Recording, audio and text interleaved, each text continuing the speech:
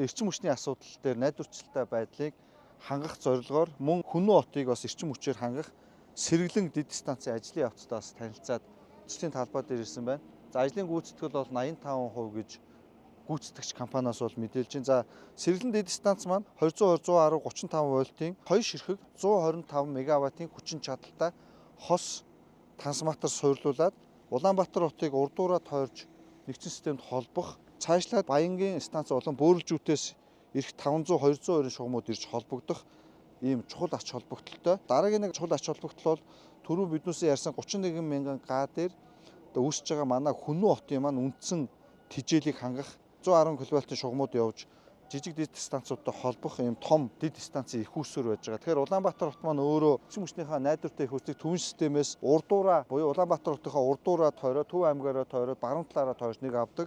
А нөгөөх нь бол урт талаасаа шууд зүүн талаараа ингэж авдаг бол эрчим хүчний хоёр ийм шугамаар явдаг найдварчилтай их үүсвэрийг хангадаг байгаа. Тэгэхээр уртлын хэсгийн Улаанбаатар хотын хамгийн том цахилгаанаар хангах ийм сэргэлэн дэд станцын ажил бол өнөөдөр ингээд 85% гүйцэтгэлтэй явж байна.